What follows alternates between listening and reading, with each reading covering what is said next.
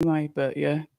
Good Well, morning, good afternoon, good evening, wherever you are. Are you going to work? Are you sat at home?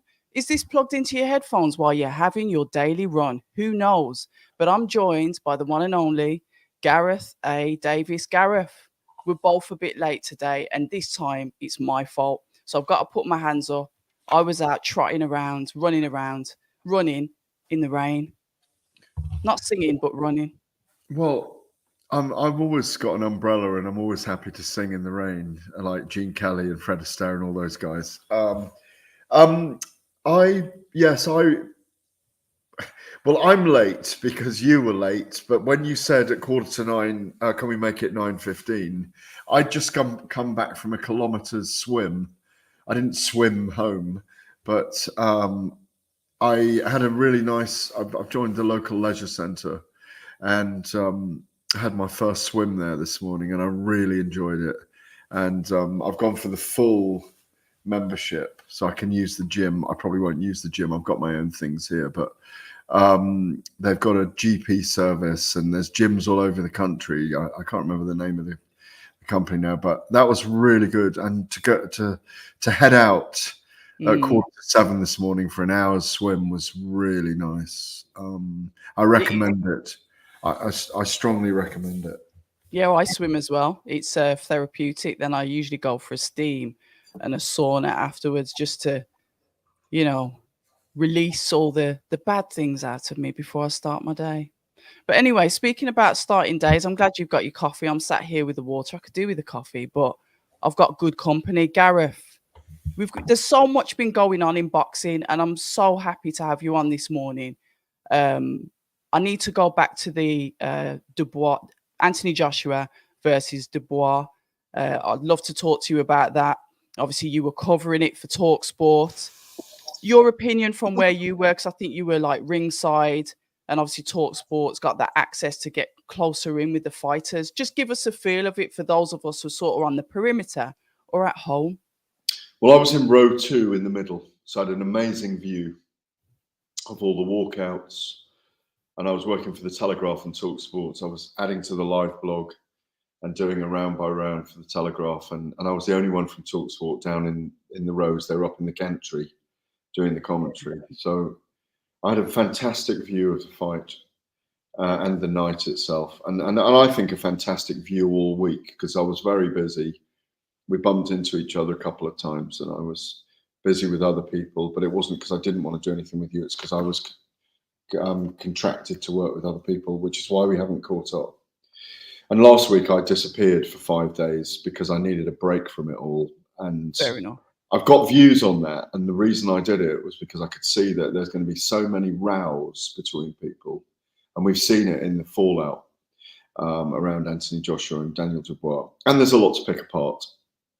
So in answer to your question, after setting up the foundations there, I would say that I've used the expression Anthony Joshua fluffed his lines, and we're going to get into this, I know, but a couple of people at the weekend picked me up on that expression. It's an analogy.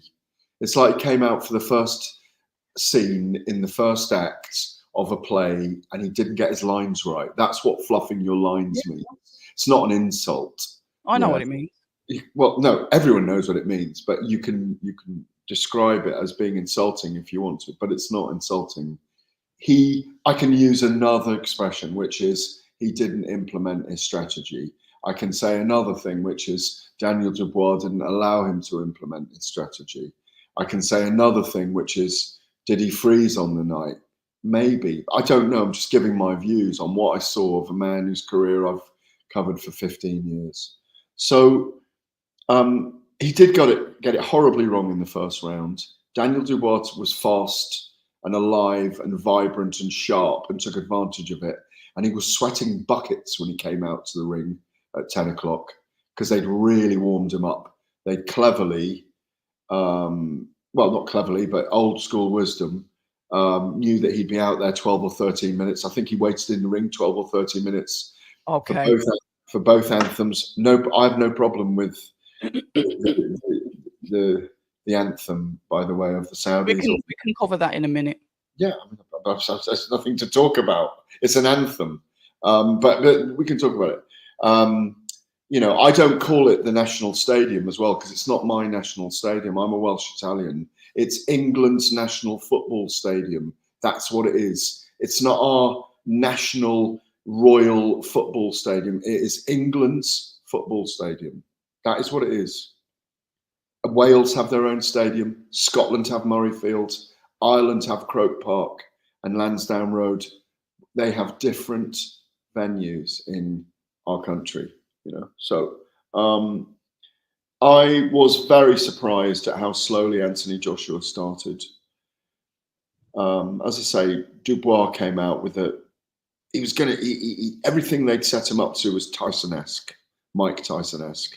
The robe, the cut robe, the barber's robe, I don't know what you call it, like a barber's robe. He looked really focused. He does when he fights. He looks incredibly focused. I thought he took the game away from Anthony Joshua in the opening round. He caught him late. Joshua was saved by the bell. Coogan Cassius trying to ring me. Oh, in demand. He never calls me on a Monday because he's normally with his daughter, so I don't know why he's calling. He misses you, Gareth? I know, he does. He misses me every day. And I miss him. And I miss you, and I missed you in the last couple of weeks. I think Anthony Joshua did brilliantly to survive the next 3 rounds. It did brilliantly not to go down in the second. He was knocked down again in the third, knocked down again in the fourth, came back extraordinarily well in the fifth and was on top for 10 or 15 seconds, and then got caught throwing that uppercut, which exposed him, and Daniel Dubois hit him with a peach of a short right hand right there. And boom, Joshua closed into a suitcase. You know, you could have literally dropped him like that. But still he was trying to get up. Yeah. Still he was prostrate, but trying to get up. So I'm going to add to all those things. That man is primed to fight. It went horribly wrong for him on the night. It was a torrid 13 minutes. He took 49 power punches out of 96 throws. I know. Imagine taking 49 power punches from heavyweight. Yeah. I can't see your eyes today, by the way. Is that deliberate? You can't, because they're full of sadness and sweat. You're not going to see them. I can see them. They're full of sadness and sweat. Yeah, I've been running. Yeah. So it was a really entertaining bout because of what Joshua did at the end. It was a shock in the manner of the dismantling of Joshua by Daniel Dubois. And the fallout has been enormous. And Joshua's answered his critics and said, listen, I'm carrying on. I want to carry on. I'm not giving up the ghost. Who knows, I might not be 3-time, but there's fights out there for me. He still loves the sport. And that's where I am with what I saw on Saturday, Saturday past. You mentioned something there, and I've got to take my hat off to Daniel Dubois, because like you gave several scenarios, from fluffing your lines to Daniel Dubois not allowing Anthony Joshua to get any sort of plan off, because that was my question. What was the game plan from Anthony Joshua's corner? I love corner work. It's something that I am a little bit obsessed with. And I just saw Daniel Dubois, you know, when they say that someone sticks on your chest, Daniel Dubois just stuck on him all the way through the fight. He was extremely aggressive, front-footed, and obviously powerful and accurate with his shots. Of course, we've got to give credit to Anthony Joshua for still trying to get up, still trying to fight, showing that he's got that in him. He's a fighter, he's a warrior. But sometimes I think it just takes away the credit to what Daniel Dubois and his team have achieved. And I think it's just phenomenal to almost see. And somebody mentioned it the other day, and it was spot on. It's almost like that baton being handed to the young, hungry lion, the one that's going to, you know, fill the spot. And I get it that, of course, they're saying that there's fights for Anthony Joshua. I was quite sad to see him lose like that, but I've got to take my hat off to Daniel Dubois and his team for not allowing anybody to take control in that fight and keep that power on that side. Well, I wrote a piece saying that, and it was a mauling. You're right. It was a mauling by a lion growing into his man strength, into his adulthood. And I wrote a column about I wrote 2 columns on, I think it was the Thursday Telegraph. It was a double-page spread in the paper. They're there online. It's a shame some of it's behind a paywall, but I wrote a column on each of them and where they were. So, Right. because this kind of nonsense about nobody picked Daniel Dubois to win. Most people also said if Daniel Dubois lands, it could be over for AJ, but people picked AJ. And had it been the other way around, and Joshua had landed a lot early, and he'd taken Dubois beyond the 7th, could have been a completely different fight. But that's the conjecture of chatting about fight sports. Now, he does deserve great credit for doing what he did. But I wrote a piece about him on the Thursday in the Telegraph, and I said it during the week, that this was his moment to take over the heavyweight division. At the age of 27, having just grown with the last 13 months, with the performance he put in against Alexander Usyk, with what he produced against Filip Hrgović and Jarrell Miller, clearly showing he was improving, clearly showing he was with the right team now. Yeah. And I think Don Charles has said that, I've just picked him up. He's picked the baton up as well in the 4th leg of the development of Daniel Dubois. And he's had some great trainers, So yeah, it was you that said it. It was you that said it about the relay. Yeah, thank you. It was you. It was Don. It was Don on the show last night. Oh, right. Yeah, it was on the show. Yeah. They said he felt like the 4th in the baton relay, and I get that. Yes. It makes sense. And so you had Tibbs and you had McGuigan, and I'm trying to think who was Bowers. and Martin as well. Martin, at the Peacock Gym. So, and I even picked up on the broadcast on Saturday night. I was a bit disappointed that. Well, it's up to Daniel what he says, but he didn't say thanks to Don Charles. Anyway, yes, it was a spectacular performance by him. So I was just saying he's in a position to take over the heavyweight division, and he is. He's in a position to rematch Alexander Usyk. He's in a position to give Tyson Fury problems. He's in a position to fight Joseph Parker and Zhilei Zhang. He's improving, and he's the right age, 27, all of that. But you come back to Joshua then, and also I said about Joshua, this was his chance to step into the breach, the gap left by Tyson Fury not being heavyweight champion of the world anymore. And even though we know that Anthony Joshua is a big commercial star and a big pay-per-view star, this was his opportunity to step into the breach that had been vacated by Tyson Fury, because he's not out there tub thumping at the moment. He's preparing himself for a second fight with Usyk. It's a very difficult fight for him. So I kind of posited that position that Anthony Joshua was in as well, where he could make himself, we know he's commercially big time, but he could make himself big time again with the British boxing fans and really put his presence out there. Had he done to Daniel Dubois what Dubois did to him, and he's very capable of it, a lot of people will pick him in the rematch.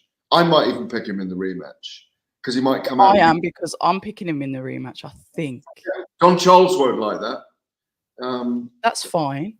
Yeah, and it is. And I think maybe 70%. Because I think he likes the underdog thing. I think AJ will come back stronger mentally because of that underdog thing. I think there's something about him where he likes to try and right a wrong. He wasn't able to do it with Usyk, but as we know, Usyk is completely different.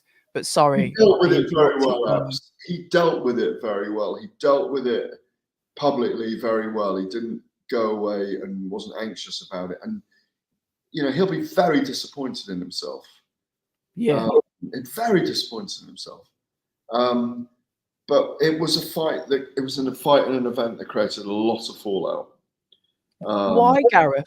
Because in your experience of journalism and working with fights, remember, I've only been doing this for 4 years.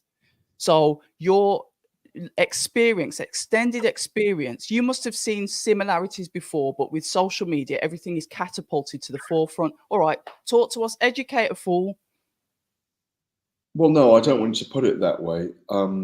what I'm shaking my head because I'm agreeing with you actually, which is I haven't seen this before. Oh, I haven't seen it to this level before, and that's why I was shaking my head. The level of blame and complaint and I think the world's changed, and I think it was a cataclysmic event. It was a shock, first of all.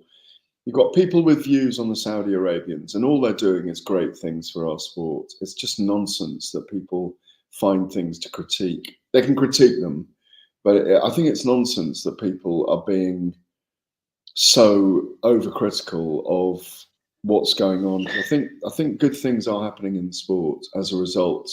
It was an amazing event to be at. Were you in the arena as well? yeah, I was up in the media part, and Yeah. and Well, like I said, in regards, I just want to touch on this in regards to the national anthem for Saudi. I haven't got a problem with that. I watch Formula why One. would you have a problem? Formula One Why is would you? inherently British sport, and whatever country they're in, they will always play the British national anthem, because inherently it's a Formula One starts Anyone in complain? the UK. Anyone So can, if Riyadh season is started in Saudi, then a few minutes of somebody else's national anthem, I personally haven't got a problem with it. But I know as Brits, we're cultured to complain. It's what we do. We will always pick the worst out of things. It's what we do, Gareth. does anyone complain about the just British anthem being played at Formula One? No. Right. So what are we to deduce that people are complaining about the Saudi anthem being? What are we to deduce from that? That we just always need something to complain about. Yeah, but why People are would not, people complain about? because they just do. That's down Yeah, to but why them. would they complain about that?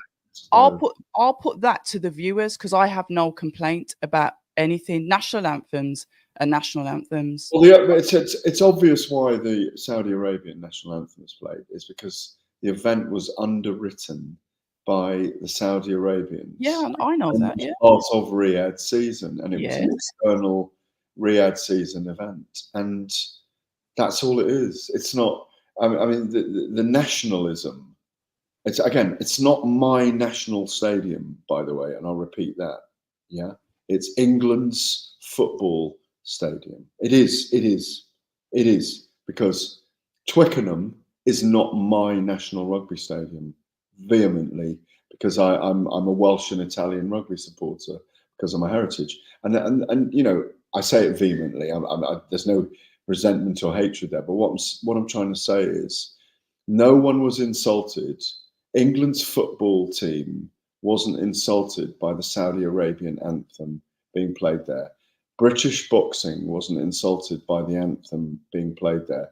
It was simply a nod to Saudi Arabia are investing in a sporting event here and putting their massive wealth behind it to make an extraordinary event, and an extraordinary event, not just the fight night. As you know, we went all over London, from Trafalgar Square for the way into what felt like a movie premiere at Leicester Square at the Odeon. Moreover, the video that was made by Guy Ritchie, purportedly to have cost £1 million, was phenomenal as well. And he was there ringside, sitting with Tyson Fury and Frank and Eddie and others, and His Excellency Turki Al Sheikh. People who have taken issue with it have taken issue with Saudi Arabian investment in sport. But I think in the long term, I think it will be accepted.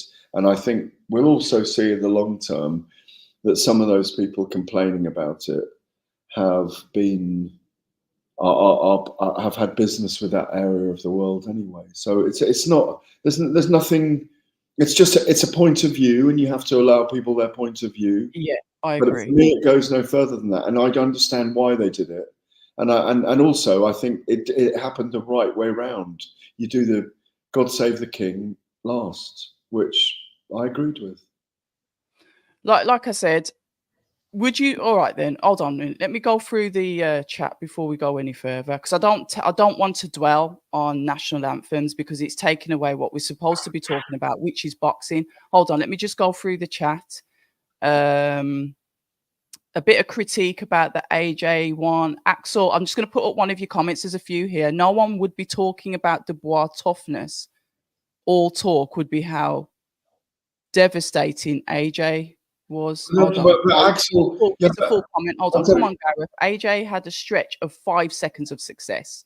He landed one telling punch. It wasn't. It was 5 punches, actually. It was 5 punches in 10 seconds. He didn't fluff his lines. He was dominated throughout. And if roles were reversed, no one would be talking about Dubois' toughness. All talk would be how devastating AJ was.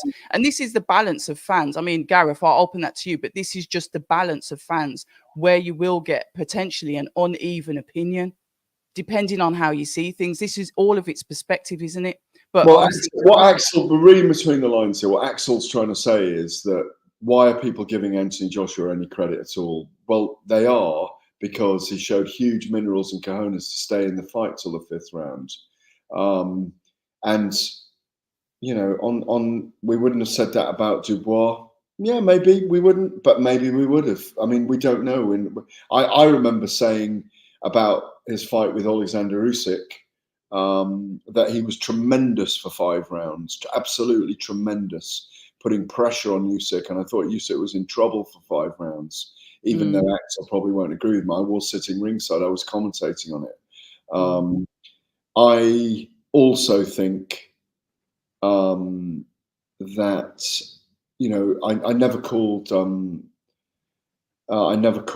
Daniel a quitter when he took a knee in the 10th round against Joe Joyce, either the 9th or the 10th round. I just saw him living to fight another day. You know, in a lot of pain, clearly in pain, and something really wrong in his face. Never called him a quitter. I don't call people quitters because I think you can always come back. Yeah, and he's shown that. Yeah, I think with the Q word, because I don't like to say it much either. The fighters, when you're a fighter, you have that opinion. You're a quitter. At 10 o'clock today, you're going to be a quitter because I'm quitting. I think when it comes to that, I think fighters should be allowed. If anybody can call anyone the Q word, it's other fighters, because they know the mentality of a fighter because they are one. I think when it comes out to people that have never laced up the gloves, myself being one of them, and potential journalists, and this is just my opinion, it's not a word that I'd choose to throw around because Daniel got it, Joshua got it with Ruiz as well. They've both been called that word before. Daniel Dubois come back leaps and bounds to obviously disprove that word.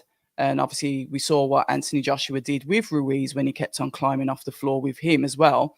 But obviously he couldn't do it anymore with Daniel Dubois because it was just too devastating for him to get up. So it's a word that's used, but I'll leave that for the fighters. If a fighter wants to say, yeah, he's a quitter, it's down to them. I think we move on with quitter. It's semantics. And Axel has got his opinion, but I don't agree with him. Yeah. Taylor. Right, hold on a second. One more question then. Metalbox J says, hang on a minute. Gareth said Ruiz and AJ was immoral in Saudi. What made you change your mind? I didn't say it was immoral. I didn't say it was immoral. Did you say anything like that? I don't know. I did. I at the time, I wondered about should the fights be going there? Should they be at Wembley? And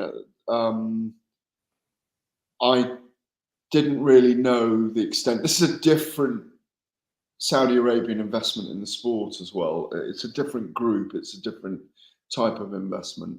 At the time, I thought the big fights should be. There's nothing immoral about taking an event to Saudi Arabia. There's nothing immoral about it. I've never thought that. But what I did do, I think I was saying at the time, and I spoke to Barry Hearn about it at the time, and I critiqued Eddie Hearn about it, was the rematch should be at Wembley. That's what I said, and that's what I believed at the time. Now, when I see the plan, the overall plan of what Riyadh season, the GEA, and how they want to invest in boxing. And as I say, this was a different group doing it a completely different way. That was Prince Khalid and what they called Skills Challenge. Skills Challenge. They were completely different groups. So, yeah, I mean, my view has changed. I think it's, if I had that view, my view has changed. The investment in the sport is extraordinary for the sport. We're getting the fights we want, the fights the fans want. So, you know, I would like to know what that person who just asked the question thinks now about Saudi Arabia. Just let us know, Metalbox. He's one of the regular subscribers. So shout out to everybody that's here. Thank he you might for be the joining guy us. that asks me that all the time on Twitter, but I don't indulge in conversations on Twitter because it's a cesspool, you know. Yeah, toxic Twitter, I call it. Jazzy Jabs, good morning to you. I don't think Charles is in full command of the corner. I think the dad makes that appear that way. Now, that sort of like reflects on the conversation that you've had with Don Charles, because he was quite keen with you in Talk Sports. As you know, he had a clear issue. He seemed to have an issue with a few people, but he let loose on you. What is it about you and Don Charles, Gareth? I don't know. I've never had that kind of conversation with him ever. It was live on air, and I said a few things off air to him that it was just, I didn't agree with the things he was saying, but he's got his right to have his opinion. But I'm not fake, and you know, I didn't feel bad about it because I'm not fake. I'm just myself, and I'm give an opinion. It's sometimes you have to navigate your way through the waters. It's quite complex in the sport. And I had a chat to Joe Joyce's mum last night as well, Marvel, and she was saying, "Where have you been for Joe?" And I said, "You know, I was just leaving him in peace after he lost to Derek Chisora." And she said, "Where was my earphones to listen to the fight on the night?" I said, "Well, I was already on the broadcast when you asked me." People have their great sensitivities around their sons and their charges, and obviously, Don Charles really cares about I was going to say Derek Chisora. Of course, he cares about Derek Chisora. Yeah, but he really cares about. But he's had a go at Derek this week. He's had a go at Anthony Joshua this week. Yeah. In interviews with Box Nation, I watched it and I thought it was really interesting. And he seemed to have the same issue with me and he was kind of putting me in a box with all you critics, 97% of you. And I said, "Well, I'm really pleased for you." And he said, "No, you're not." I said, "No, I am really. I know what I think."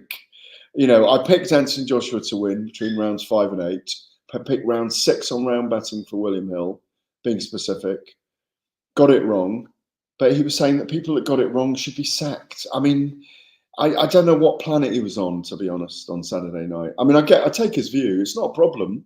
But, you know, if you want to go around calling people fake, that's fine. I know I'm not.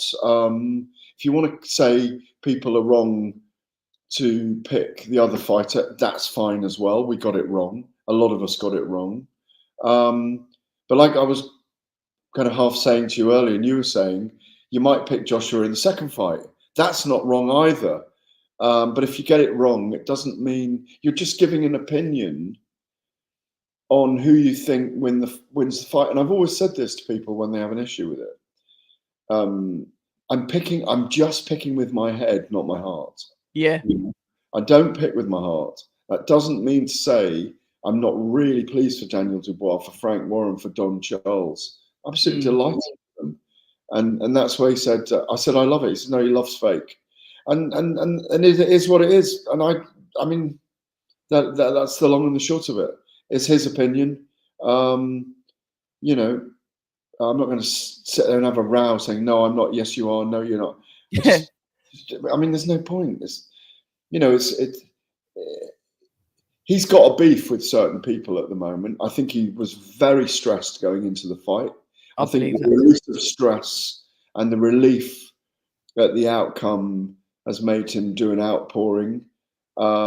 He believes it's God has made it happen, and that's fine as well. I think Daniel Dubois and his big, heavy hands made it happen on the night, you know. That's what I saw. But if he wants to believe his faith has allowed it to happen, then that's great for him as well. I've always had time for Don Charles. I've always found he's got time for me. I've known him a long time. I think he's fantastic. I was there when the brawl happened in Munich with Derek and David and Don and Adam Booth trying to stop it. They weren't really indulging in it; they were trying to stop it. No, he's sound, Don. He's sound. I just think he's probably gone through something spiritually and maybe even physically, given the relief and the stress he was under going into that contest, and that with Daniel, he's feeling this is his time to say, you know, I feel I should be appreciated in the sport, and I think he is actually. I think he's really, really well liked and loved. I agree that that's a lot of. I think when you go through stuff in your life, and this is just me looking at it from my point of view, because that's all this is. It's not fact. I haven't spoke to Don Charles yet, and I'm hoping to speak to him soon because I've always had a lot of time for him, always got on with him, and he's always been good to me. Think you're fake, though. Yeah, that's fine. I know he didn't say he thinks you're fake. That's fine. I don't mind. I like balanced opinions. As well. It's not like I didn't talk to him after. It's not like we didn't shake hands. It's not like I'm not going to talk to him at this event. It's not like, to be honest, he was also absent from fight week because of his very bad cold. Yeah, and we didn't actually have a chance to talk to him and catch up with him, did we? No. Yeah, because I did see him on the night, and he said, "Look, I can barely stand up." You can hear, obviously, I could hear that he was still bunged up and everything. And I said, he was on Saturday when I saw him a week later. I said, he invited me down to the gym, so that's an opportunity I hope to take. But looking at it from his point of view, I think he's been through a lot. He's always wore his heart on his sleeve when it comes to his fighters. He's very passionate. He cares a lot. He's like a father. I can understand that because I'm a mom. And I think maybe throughout his career, he may have been treated a little bit badly, and this is his moments. This is his.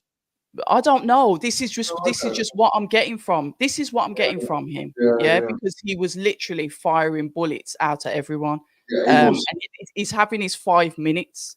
And what I've said is let him have his 5 minutes. I've had messages from people that saying, "Oh, I don't like his attitude. He needs to pipe down. This, that, and the other." Let him have his 5 minutes, because at the end of the day, should the fate change and there's different circumstances, there's the potentially negative circumstances, he's gonna have to face the fire. So just let him have his rant, let him have his 5 minutes. He believes that he's owed it, so just let him have it. Every dog has its day, so just let him have his time. You know, I agree. That's my opinion on it. But we've got to move on to, before you go, I've got to ask about, because that whole week is a whole topic within itself. Yeah. May I ask you about the Chris Eubank?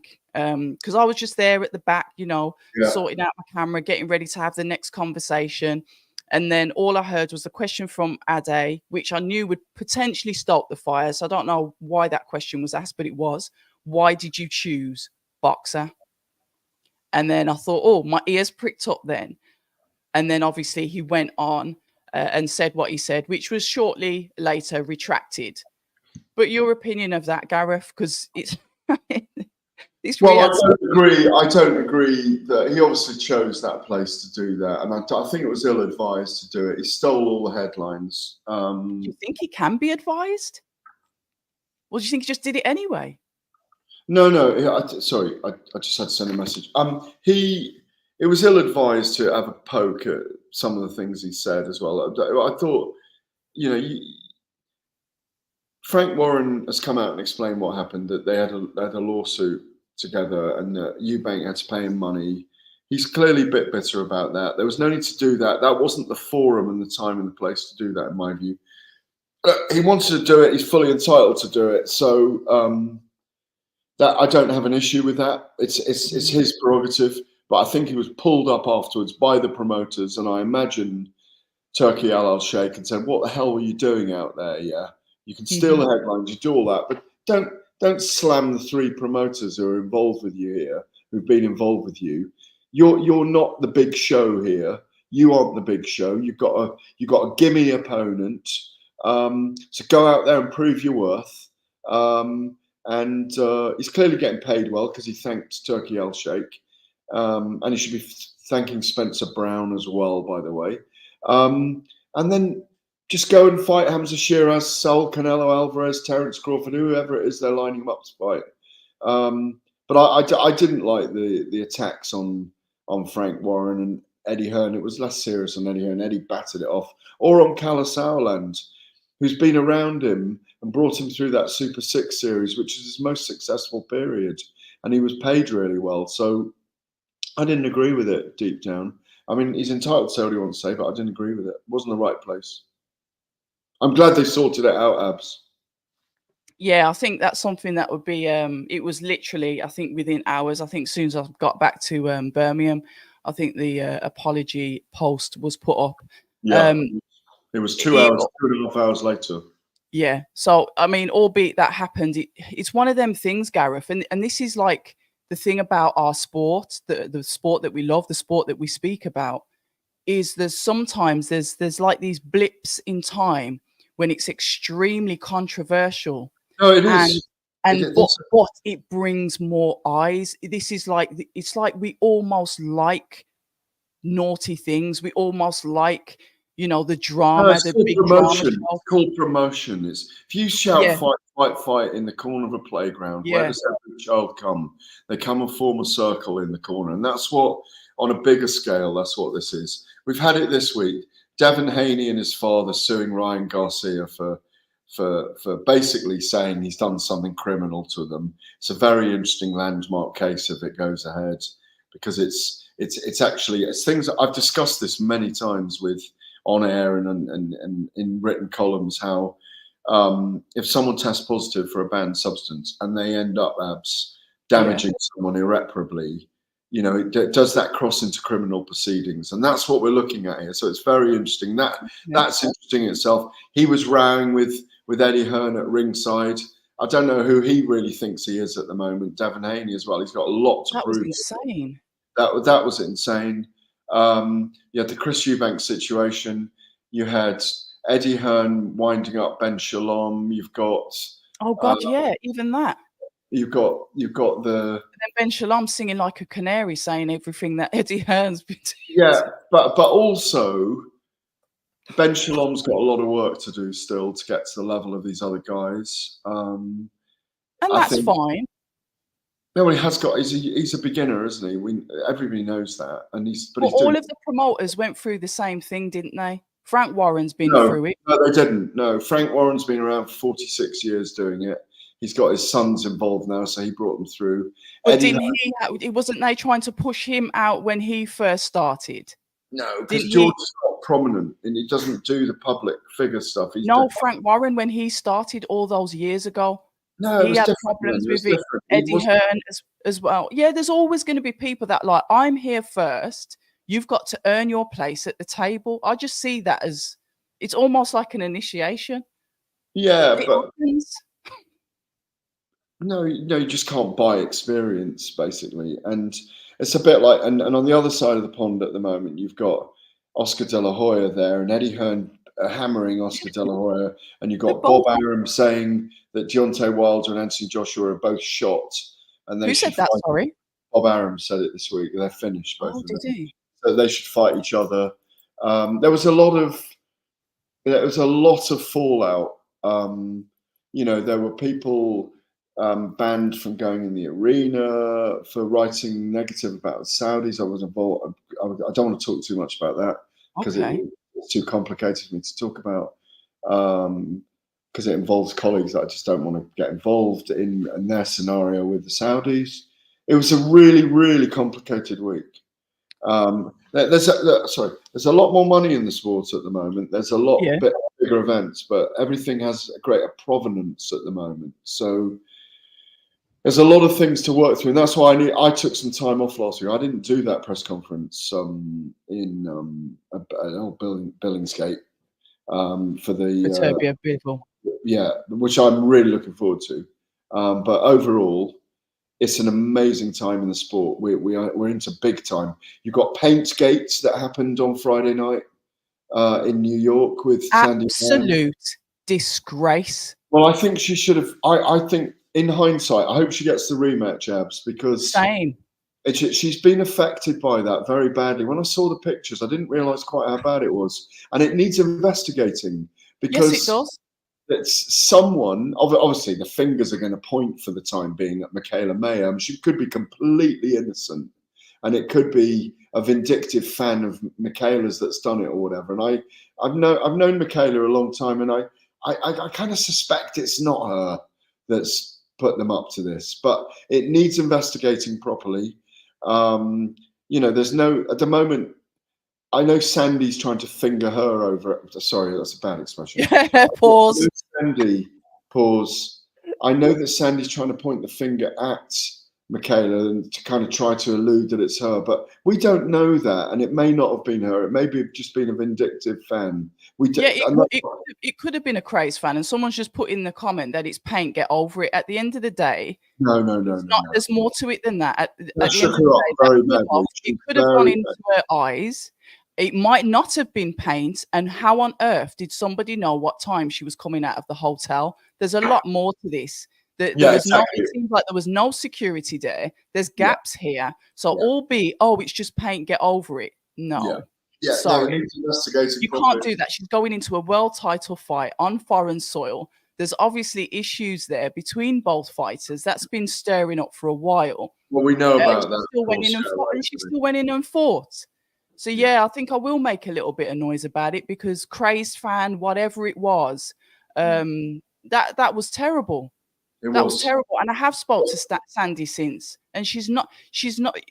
How are you going to feel about that? She went into that fight on autopilot because so much is going through her head. Well, I think she went in emotional, and I did think Michaela won it 96-94. Did you? I thought Sandy just edged it, or it was a draw. Yeah, but it was a very close fight, and I'd like to see it again. Have we got any questions or not? Bloody hell, Gareth. Speak Got to go in 3 minutes, sweetheart. That's all. No, just comments really. More time than anyone else. I've done 45 minutes with you. If you let me look through the questions. Right, the heavyweight division is back on top where it should be. Yeah. And then Jazzy Jabs has put, no, when Frank started, it was much more of a hustle. The template wasn't in place for the sport. They had to forge to be in a place we recognize today. Well, but also there was a lot more freedom with things it was different. Without going too complicated about it, it was different then. It was different, yeah. And finally, I'll end it on a light note. JT Taylor said they should put Eddie Hearn and Ben Shalom on a bout on Misfits. Well, my view is actually Ben Shalom would win that. I think Eddie's got it. No, Ben Shalom would win that in my view. So I'll let him know that as well. Awesome. I'm sure he's watching. But anyway, guys. Beat the pair of them. You what, sorry? You and I beat the pair of them every day of the week and twice on a Sunday. I'll do Eddie's strength and conditioning.